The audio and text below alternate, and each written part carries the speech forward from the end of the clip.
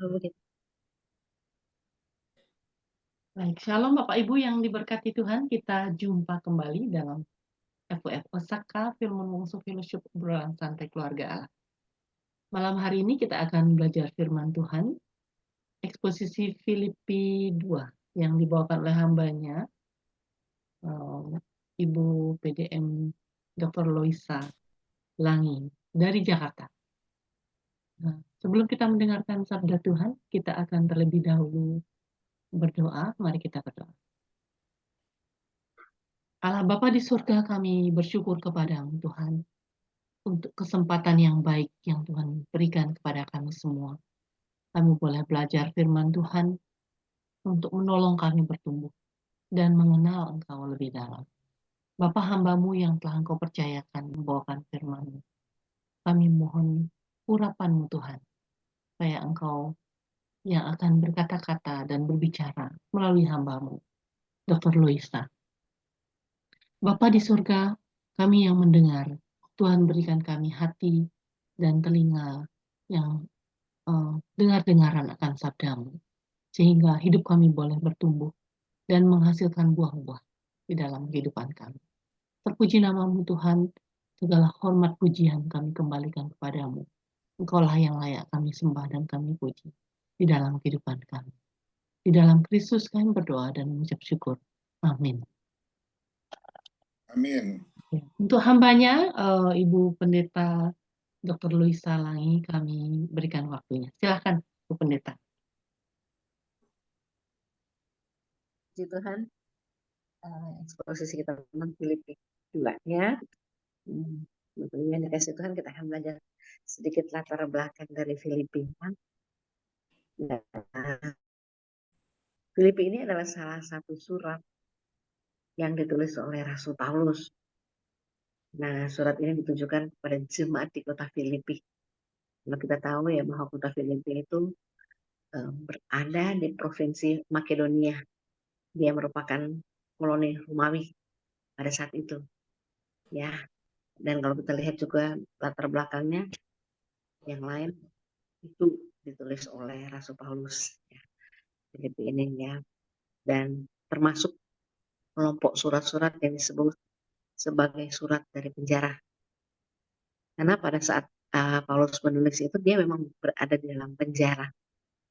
Diperkirakan ditulis di antara tahun 60 sampai 62 Masehi. Nah, kota Filipi, kota penting di Makedonia ya, dan kota ini merupakan tempat pertama di Eropa di mana Paulus mendirikan jemaat Kristen.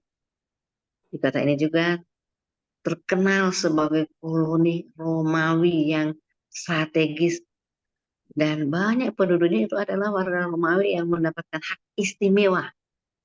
Filipi juga merupakan tempat peristiwa penting yang kita tahu ya ketika Paulus dalam perjalanan misinya, termasuk pertobatan Lydia yang penjual kain ungu itu ya, dan juga ada hal ajaib yang ada di kota yang pernah terjadi di sini waktu Paulus dan Silas dimasukkan dalam penjara, bagaimana secara ajaib mereka dibawa keluar oleh malaikat Tuhan ya. Dan kalau kita lihat secara keseluruhan, surat Filipi ini ditulis untuk apa? Mendorong jemaat yang ada di Filipi. Jadi Paulus juga berterima kasih kepada mereka atas dukungan finansial dan doa mereka. Dan Paulus tuh menyampaikan sukacita dan kasihnya meskipun dalam keadaan yang sulit. Nah, surat ini juga membahas tentang persatuan, kerendahan hati, dan sukacita dalam Kristus. Paulus mengingatkan jemaat Filipi untuk tetap bersukacita dalam Tuhan dan menjaga kesatuan jemaat meskipun ada tantangan dari luar maupun dari dalam. Kalau kita lihat juga secara keseluruhan, tema utamanya adalah tema sukacita di dalam Kristus. Wow. Dan sukacita ini meskipun dalam penderitaan. Dan Paulus menekankan pentingnya memiliki sikap rendah hati dan bersatu dalam kasih. Ya, juga dia memberikan contoh teladan Yesus Kristus yang merendahkan dirinya sampai mati. di kayu salib, ketaatan. Dan kalau kita baca juga bagaimana surat ini kaya dengan nasihat praktis bagi kehidupan orang percaya. Dan sering dianggap sebagai surat yang penuh dengan sukacita dan kasih. Sekali lagi, meskipun surat ini ditulis dalam keadaan yang sangat sulit, ya Paulus. Wow, jadi itulah kira-kira latar belakangnya. Mari kita baca Filipi pasal 2. Pasal 2 ya. Kita mulai. Jadi karena dalam Kristus ada nasihat, ada penghiburan kasih, ada persekutuan roh, ada kasih mesra dan belas kasihan. Karena itu sempurnakanlah sukacitaku dengan ini. Hendaklah kamu sehati, sepikir dalam satu kasih, satu jiwa, satu tujuan. Dengan tidak mencari kepentingan sendiri atau puji-pujian yang sia-sia. Sebaliknya hendaklah dengan rendah hati yang seorang menganggap yang lain lebih utama daripada dirinya sendiri. Ayat 4. Dan janganlah tiap-tiap orang hanya memperhatikan kepentingannya sendiri, tetapi kepentingan orang lain juga. Hendaklah kamu dalam hidupmu bersama menaruh pikiran dan perasaan yang terdapat juga dalam Kristus Yesus, yang walaupun dalam rupa Allah tidak menganggap kesetaraan dengan Allah itu sebagai milik yang harus dipertahankan, melainkan telah mengosongkan dirinya sendiri dan mengambil rupa seorang hamba dan menjadi sama dengan manusia. Ayat 8. Dan dalam keadaan sebagai manusia, ia telah merendahkan dirinya dan taat sampai mati, bahkan sampai mati di kayu salib. Itulah sebabnya Allah sangat meninggikan dia dan mengaruniakan kepadanya nama di atas segala nama, supaya di dalam nama Yesus bertekuk lutut segala yang ada di langit dan yang ada di atas bumi dan yang ada di bawah bumi. Wow. Ayat 11, dan segala lidah mengaku Yesus Kristus adalah Tuhan bagi kemuliaan Allah Bapa. Ayat 12. Hai saudara-saudaraku yang kekasih, kamu senantiasa taat. Karena itu, tetaplah kerjakan keselamatanmu dengan takut dan gentar. Bukan saja seperti waktu aku masih hadir, tetapi terlebih pula sekarang waktu aku tidak hadir. Karena Allah lah yang mengerjakan di dalam kamu, baik kemauan pekerjaan menurut kerelaannya. Ayat 14, lakukanlah segala sesuatu dengan tidak bersungut-sungut dan berbantah-bantahan, supaya kamu tiada beraib dan tiada bernoda sebagai anak-anak Allah yang tidak bercela di tengah-tengah angkatan yang bengkok hatinya dan yang sesat ini, hingga kamu bercahaya di antara mereka seperti bintang-bintang di dunia, sambil berpegang pada firman kehidupan, agar aku dapat bermegah pada hari Kristus, bahwa aku tidak percuma berlomba dan tidak percuma bersusah-susah. Tetapi sekalipun darahku dicurahkan pada korban dan ibadah imanmu, aku bersukacita dan aku bersukacita dengan kamu sekalian. Ayat 18. Dan kamu juga harus bersukacita demikian dan bersukacita dengan aku. Tetapi dalam Tuhan Yesus, kuharap segera mengirimkan Timotius kepadamu supaya tenang juga hatiku oleh kabar tentang hal ihwalmu. Karena tak ada seorang padaku yang sehati dan sepikir dengan dia, dan yang begitu bersungguh-sungguh memperhatikan kepentinganmu, sebab semuanya mencari kepentingan sendiri, bukan kepentingan Kristus Yesus. Ayat 22. Ya. Kamu tahu bahwa kesetiaanmu telah teruji dan bahwa ia telah menolong aku dalam pelayanan Injil, sama seperti seorang anak menolong bapaknya. Dialah yang kuharapkan untuk kukirimkan dengan segera. Sesudah jelas bagiku bagaimana perjalanannya perkaraku. Tetapi dalam Tuhan, aku percaya bahwa aku sendiri pun akan segera datang. Ayat 25, sementara itu kuanggap perlu mengirimkan Epafroditus kepadamu, yaitu saudaraku dan teman sekerja, serta teman seperjuanganku yang kamu utus untuk melayani aku dalam keperluanku. Ayat 26, karena ia sangat rindu kepada kamu sekalian, dan susah juga hatinya, sebab kamu mendengar bahwa ia sakit. Memang benar ia sakit dan nyaris mati, tetapi Allah mengasihani dia, dan bukan hanya dia saja, melainkan aku juga, supaya duka citaku jangan bertambah-tambah. Demikian firman Tuhan, terpujilah Kristus. Oh, masih ada sampai 30 ya, ayat 8. Itulah sebabnya aku lebih cepat mengirimkan dia, supaya bila kamu melihat dia, kamu dapat bersuka cita pula dan berkurang duka citaku. Jadi, sambutlah dia dalam Tuhan dengan segala sukacita, dan hormatilah orang-orang seperti dia. Sebab oleh karena pekerjaan Kristus, ia nyaris mati dan mempertaruhkan jiwanya untuk memenuhi apa yang masih kurang dalam pelayananmu kepadaku. Nah, ini ayat yang paling terakhir ya. Kalau kita lihat dari pasal 2 ini, paling tidak kita akan ambil 4 hal ya. Kalau kita lihat dari ayat 1 sampai 4 itu bagaimana ajakan untuk bersatu dan saling mengasihi. Kalau ayat 5 sampai 11 itu teladan kerendahan hati Kristus.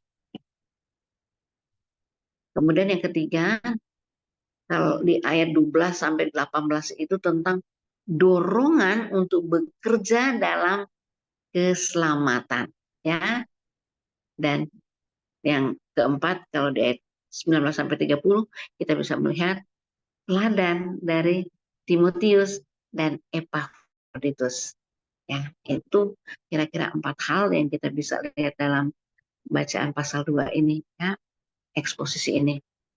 Nah, memang secara keseluruhan di pasal 2 ini bagian yang kaya akan ajaran teologis dan etika Kristen.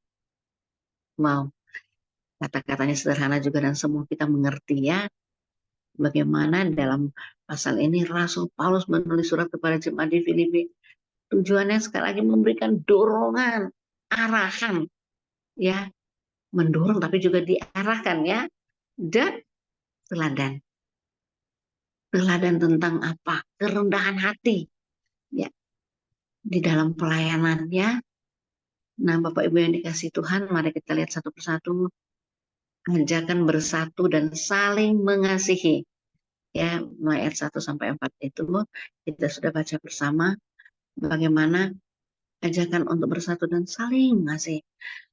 Wow, kata-kata apa lagi yang tidak bisa dimengerti? Itu Paulus benar-benar mengajak ya supaya Filipi, ya, jemaat di Filipi ini bersatu dalam kasih dan kerendahan hati. Ya, itu satu seiring ya. Kalau kita rendah hati, maka kita akan saling mengasihi. Ya, baik yang lemah, menerima keadaan yang lebih dari dia atau yang lebih akan menerima yang kurang. Artinya kasih itu menutupi segala sesuatunya, ya, penuh dengan kerendahan hati. Jadi sampai kan kalau kita lihat ada seperti ada pernyataan bersyarat ya, jika, artinya itu menekankan kenyataan dorongan bahwa di dalam Kristus maka ada penghiburan kasih, ada persekutuan roh, dan ada belas kasihan. Hanya di dalam Kristus. Nah, poin pentingnya kesatuan dalam kasih. Ya, Paulus ingin menekankannya kesatuan dalam jemaat harus diwujudkan melalui cara berpikir, ya, bersama-sama memiliki kasih yang sama. Sekali lagi hidup dalam kerendahan hati ya.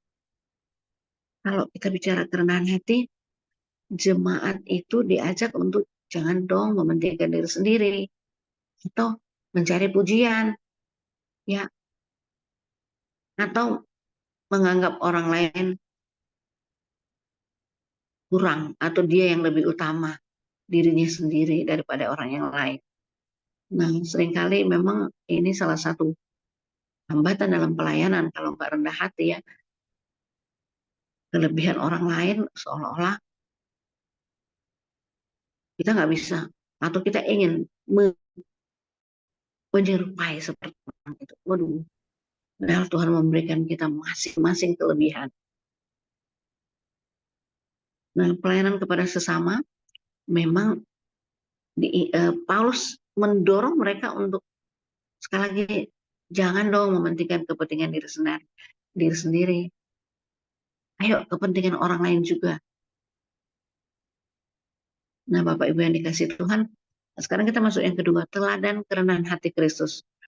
Di dalam bacaan kita di pasal 2 ini mulai ayat 5 sampai 11 ya.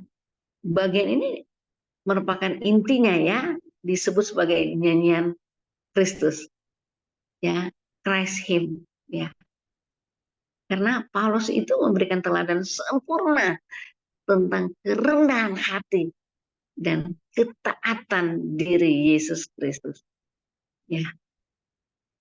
Jadi poin pentingnya adalah bagaimana kerendahan hati dari Kristus. Meskipun kita baca tadi kan dikatakan meskipun dalam rupa Allah tidak mempertahankan kesetaraannya dengan Allah sebagai sesuatu yang harus dipertahankan. Melainkan Yesus sudah mengosongkan dirinya, mengambil rupa seorang hamba. Wow, seorang hamba ya, bayangkan itu. Dan ia menunjukkan kesediaan ya untuk merendahkan diri untuk menyelamatkan kita dalam pelayanan sehari-hari. Seringkali kita tidak ingin seperti ini, tetapi mari kita lihat, kita membayangkan Kristus ya mematikan keinginan dunia, kerendahan hati yang luar biasa. Kalau kita mengikuti Kristus, ya inilah yang harus kita pertahankan. Artinya, sekali lagi kerendahan hatinya. Jadi poin pentingnya, kerendahan hati Kristus, sekali lagi meskipun dalam rupa Allah dia tidak mempertahankan ketaatan Kristus hingga mati, menunjukkan ketaatan yang sempurna pada Allah. Ya, kita tahu itu matinya juga bukan mati saya sebagai dokter ya sakit, tidak. Dia menyerahkan dirinya supaya tuntas penebusan. Bisa aja Tuhan dia sudah menyerahkan, tetapi karena dia ingin setia, dia ingin menunjukkan ketaatan dia kepada Bapa, maka teladan Kristus inilah ya yang akan menjadi teladan kita. Ya, kita melihat karena keteladanan Yesus Kristus ini, ya Allah sangat meninggikan Kristus dan memberikannya, kita lihat nama di atas segala nama. Supaya apa? Setiap lutut bertelut dan setiap lidah mengaku bahwa Yesus adalah Tuhan untuk kemuliaan Allah Bapa. Tidak ada lagi nama lain selain nama Yesus di dunia ini. Ya, beberapa waktu yang lalu kita juga bahas semua harus bertekun dan Kristus hadir. Kristus yang harus ditinggikan, dimuliakan di surga dan di bumi, bahkan di bawah bumi. Nah, yang ketiga, dorongan untuk bekerja dalam keselamatan. Itu di ayat 12 sampai 18 ya. Kita lihat Paulus tuh melanjutkan dengan mendorong jemaat Filipi untuk mengusahakan keselamatan. Ya, keselamatan itu dengan apa? Dengan takut dan gentar. Ya, jadi bukan berarti keselamatan diperoleh melalui usaha manusia juga, tapi harus ditahu, harus disadari ya bahwa hidup sesuai dengan keselamatan yang telah mereka terima kasih karunia. Jadi poin pentingnya adalah bekerja dalam keselamatan. Ya.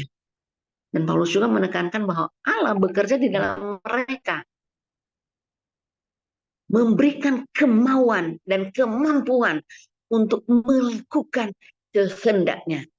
Jadi sepanjang hidup kalau kita melakukan kehendak Tuhan, kekuatan kita, kemauan kita, itu semua dari Tuhan Bapak Ibu. Ya. Paulus juga mengajak hidup tanpa sangka dan jangan dong bertengkar. Ya. Paulus mendorong supaya hidup juga bersungut-sungut, berbantah ya di ayat-ayat ini.